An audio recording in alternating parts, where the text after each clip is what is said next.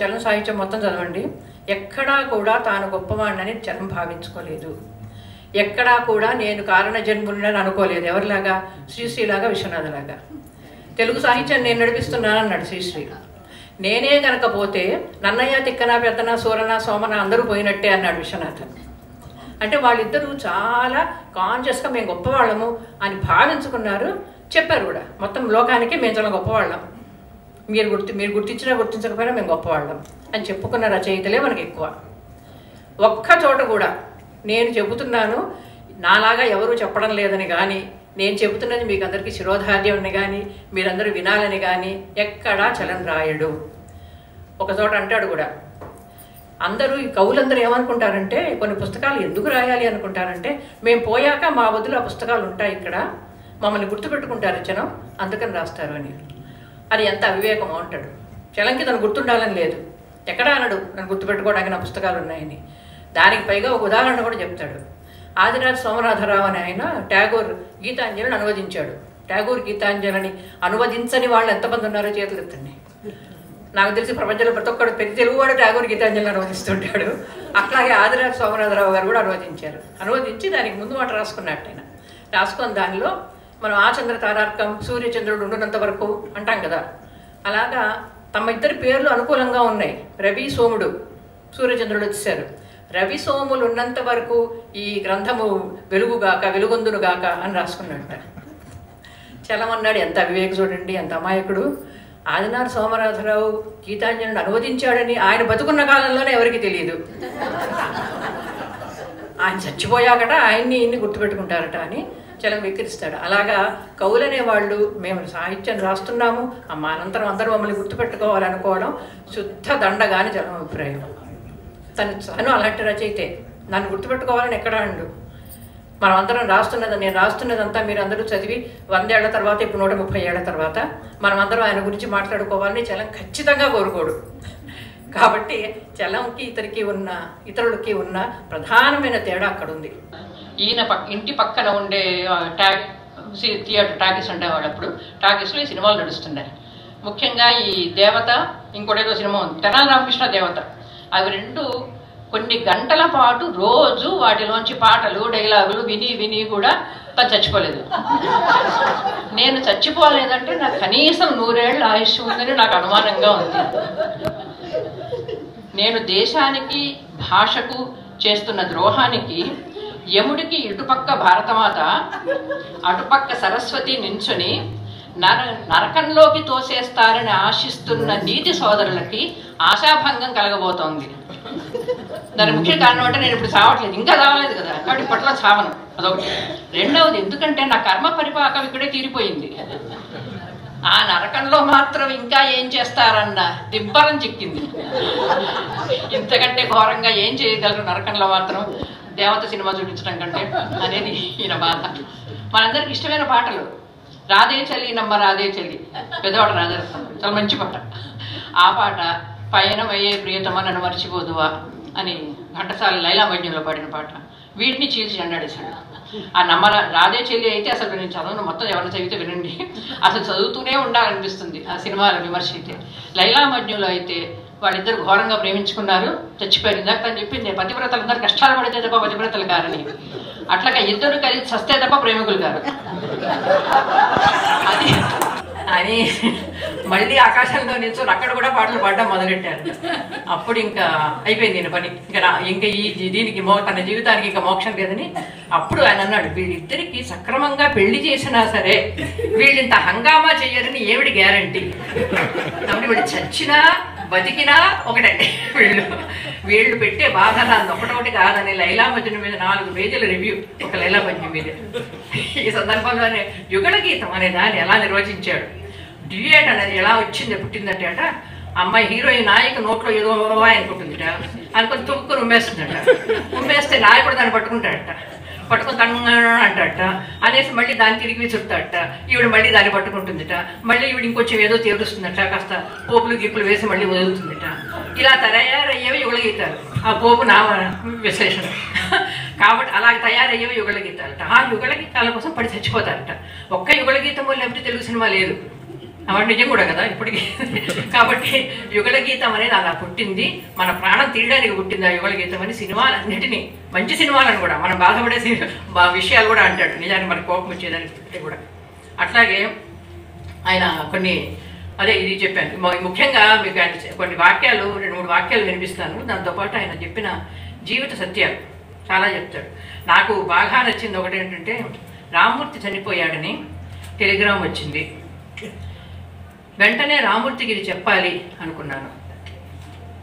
చాలా నచ్చిన వాక్యం నాకు. రామ్మూర్తి ఇతనికి చాలా ఆత్మీయుడు, ఏదైనా సరే ముందు రామ్మూర్తికే చెప్పడం చలంకి అలవాటు.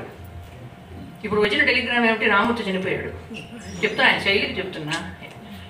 ఎంత మామూలుగా ఉంచుడు వాక్యం, ఎంత విషాదం ఉన్న వాక్యం వెనక. రామ్మూర్తి చనిపోయాడు, టెలిగ్రామ్ వచ్చింది, వెంటనే రామ్మూర్తికి చెప్పాలనుకున్నాను అని అయిపోతుంది అక్కడ వాక్యం.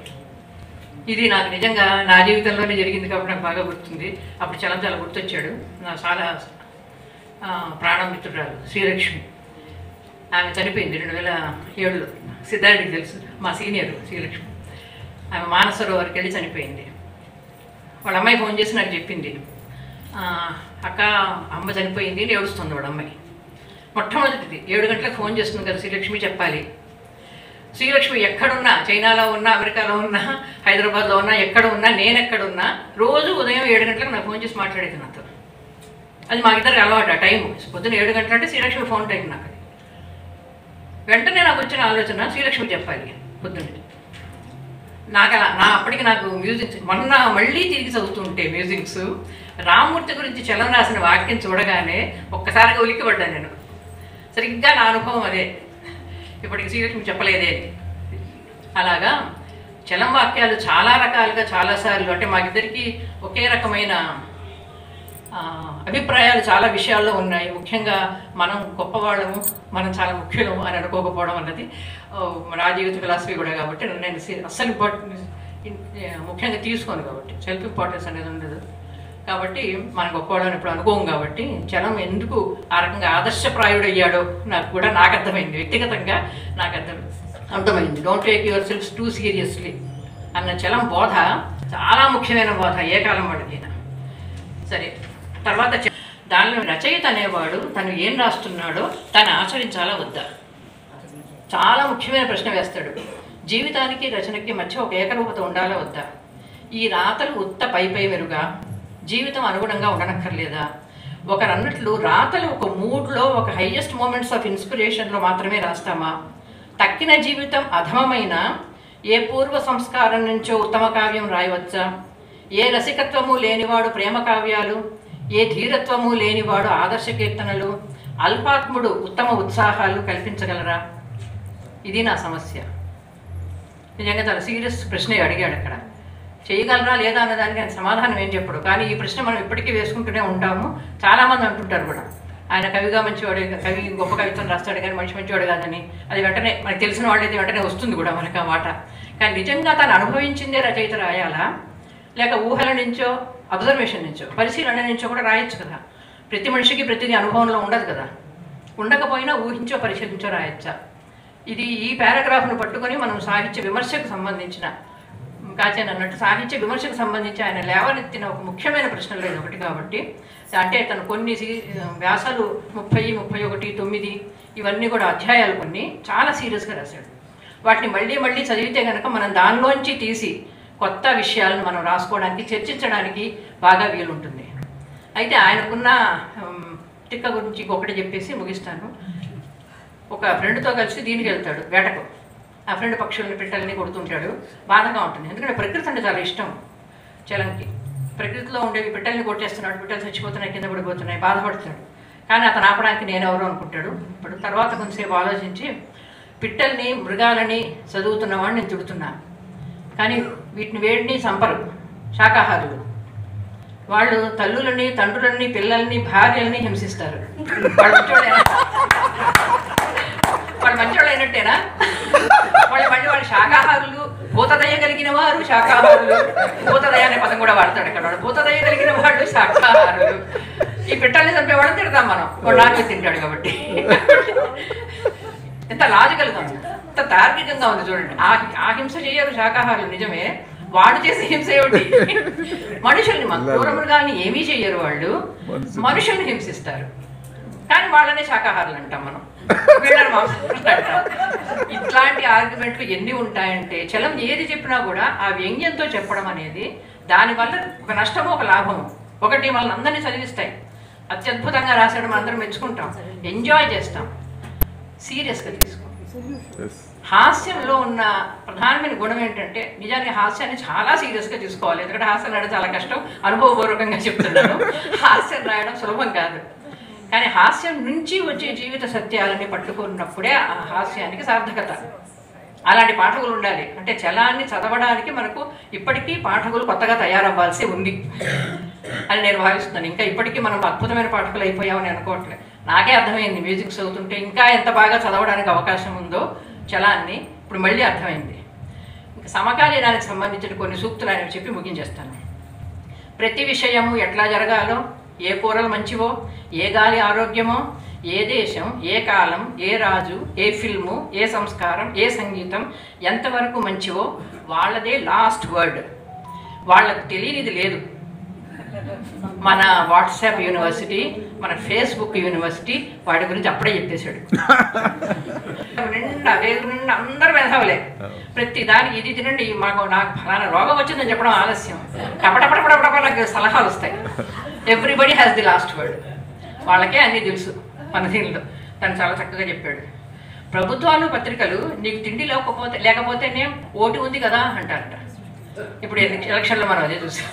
నీకు తిండి లేకపోతేనే ఓటు ఉంది కదా. ఎప్పుడు రాశాడైనా 1930లో రాశాడు అన్నమాట. చాలామంది దేశభక్తుల పేట్రియాటిజంని సైకో అనలైజ్ చేస్తే ఎన్ని వికృతమైన ప్రోద్బలాలు ఉద్దేశాలు బయటపడతాయో ఎవరు చెప్పగలరు?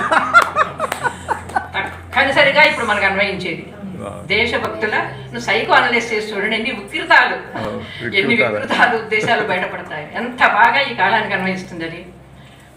మతబోధకుడికి ఇప్పుడుండే కవులు కొంతమంది కోపం వస్తుంది. ఇప్పుడు మతబోధకుడికి, దేశ నాయకుడికి, కవికి అందరికీ వెనక ఒక గుంపు కావాలి. వాళ్ళ నుంచి ఆ గుంపుకి ఏమీ ఒరగదు. ఒలిగిస్తామని ఆశ పెట్టి అపచారాలు చేస్తుంటారు. కాబట్టి మత నాయకులని, రాజకీయ నాయకుల్ని, కవులని ఒకే గాడను కట్టేశాడు. కాబట్టి కవులందరూ తస్మా జాగ్రత్త. మీరందరూ ఇంక నుంచి ఆయన చదువుతారో లేదో నాకు తెలియదు. కవులందరికీ ఆయన కవుల మీద చాలా జోకులు వేసాడు. దేశభక్తుల మీద ఆయన వేసిన జోకులు ఎవరు వేసి ఉండరు. దేశము, దేశభక్తి, ఈ గోమాత, భూమాత, భారతమాత, ఈ మాతలన్నిటినీ పట్టుకొని ఏకి పారేశాడు అన్ని మాతల్ని. కాబట్టి ఈరోజు అంటే శ్రీవాదం వచ్చాక మాతృత్వాన్ని గ్లోరిఫై చేయడం మీద రాశాం చాలామంది. అందరికంటే ముందు ఆ గ్లోరిఫై చేయడం, మాత అని ఒక పదాన్ని పట్టుకుని దాని మీద విస్తృతంగా రాసిన వాడు ఈయనే. కాబట్టి ఇలాగ సమకాలీనానికి పనికొచ్చేవి కూడా చాలా రాశాడు ఆయన. ఒక మాట, ఆయన మానవతావాది అనేది మనం అన్నక్కర్లేదు. చలంగా అలాంటివి ఏవి నప్పవు నా ఉద్దేశంలో. ఏ ఒక్క వాది ఏనో ఆయనకు పెడితే అసలు ఆయన సూటు కాదు ఏమి, అలాంటి బిరుదులు ఏవి సూటు కావాలి. అదృష్టవశాత్తు వాడన్నిటికంటే అతీతంగా ఉన్నాడు. నాకెన్నడూ ఇట్లాంటి బాధ కలగకపోయినా ఇతరులకు కలిగినప్పుడు నాకు సృష్టి మీద ఆగ్రహం కలగకపోతే, వాళ్ళ దురదృష్టానికి నా దిగులు ఎక్కువ కాకపోతే ఎందుకు మనిషినే పుట్టి? అంతకంటే మానవత ఏముంది? నాకెన్నడూ ఇలాంటి బాధ కలగకపోయినా, నా అనుభవంలో లేకపోవచ్చు ఆ బాధ, ఇతరులకు కలిగినప్పుడు నాకు ఈ సృష్టి మీద ఆగ్రహం కలగకపోతే, వాళ్ళ దురదృష్టానికి నా దిగులు ఎక్కువ కాకపోతే ఇంకెందుకు నేను మనిషినే పుట్టి? ఇంతకంటే మీకు హ్యుమానిటీ ఏం కనిపిస్తుంది? చాలా మర్యాదస్తులై పోయి మనకు దూరం కావచ్చు. ఎక్కడా వదిలిపెట్టాడు, దొరికిన చోటల్లా వ్యంగ్యం. కానీ మనం ప్రేమించిన వాళ్ళు మృతి చెంది మనకు సొంతమైపోతారు. ఇంకప్పుడు ఎవరు తీసుకెళ్ళలేరుగా వాళ్ళని. అందుకని మనం ప్రేమించిన వాళ్ళు మృతి చెంది మనకు సొంతమైపోతారు అంటాడు. దీనిలో గొప్ప సత్యం, వ్యంగ్యసంగ దేవుడి గారి గొప్ప సత్యం. నేను పిచ్చివాడిని మీకు అందరికీ, నాకు నేను పిచ్చివాడిని కానంతకాలం నాకేం బాధ. ఆయన ఆఖరి వాక్యం ఇంకో ఆఖరి వాక్యం చదివి ముగించుతుంది. జీవితం అంటే బాధ నుంచి తప్పించుకునే ప్రయత్నం. ఇలాంటి పోర్టబుల్ కోర్సు మీకు మ్యూజిక్స్ నిండా దొరుకుతాయి. ఎక్కడెక్కడో మనం ఇలాగ రత్నాలాగా ఏరుకుంటూ కూర్చోవాలి. సముద్ర గర్భంలో రత్నాలు నేర్పుకున్నట్టు ఏరుకుంటూ కూర్చోవాలి. కాబట్టి చలం నుంచి మనం నేర్చుకోవాల్సిన ముఖ్యమైన విషయం, don't take yourselves too seriously. మీరందరూ గొప్పవాళ్ళు కాదు, మేము కూడా అసలు కాము. కాబట్టి ఎవరు గొప్పవాళ్ళు కారు. మనం అనుకున్నవి, చేయాలనుకున్నవి చాలా కమిట్మెంట్తో, నిబద్ధతతో, నిజాయితీతో మనం చేసుకుంటూ పోతే మనం చాలా అసలైన నివాళి ఇచ్చిన వాళ్ళం అవుతాం. ధన్యవాదాలు.